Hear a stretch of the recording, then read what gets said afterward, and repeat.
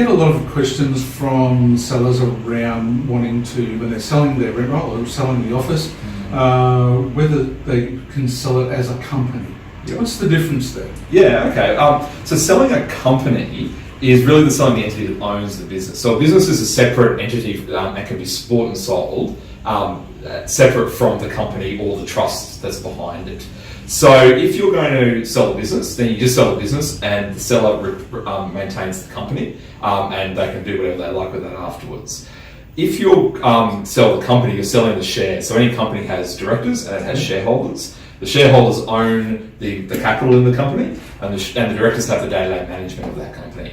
If you're selling the company, you're selling the shares in that company. Now, you might do that because the shares might be owned by a trust and there might be some tax advantages for doing that. And once you change the shares, then you change the director because the shareholders determine who the director is of a company.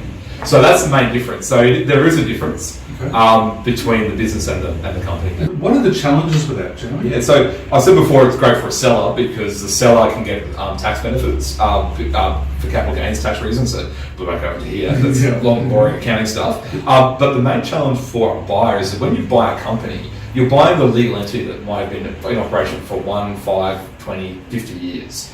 And so with that comes all of the risk of what the company's done in the past. So if the company's had employees, then that company's still liable to past employees for injuries that have happened, for wages that haven't been paid properly. That company's still liable for all of those things. If there's been a negligent action by the company in the past, it's also liable for that. Same goes for tax. Because the company is a separate legal entity, it collects all the tax and is meant to pay the tax. So if you're buying the company, there's a massive risk of what skeletons are in the closet for that company. Now, and I've done plenty of those types of transactions. So is it easy to find out what those issues could be, and can you pass on that within the contract by way of saying, any issues that arise later on that could be relevant? So again, great lawyer answer, it depends, because it depends on what the problem is and where that history is with the company. So what you do is you get the companies, or you get your accountants and lawyers to do a really deep dive into the company's history. Ask lots of questions. If the company's been around for a year, you might only ask so many questions. If the company's been around for 20 years, you've probably got a list that's very, very long. When I sold one a couple of years ago, there was probably 15 pages of questions. I'm not kidding. So and that way you can basically tick off what has happened in the company in the past. But as a buyer, what you do is you ask for the seller to give warranties. So a warranty is essentially a fancy legal term for a promise that something's correct. So the buyer would ask for warranties that might say that there's no claim by an employee, that there's no claim from the tax office, and that's the seller promising to the buyer that that's the case with that company. If that's wrong, then the buyer would have the right to sue the seller for any loss that they suffered as a result of that warranty not being correct.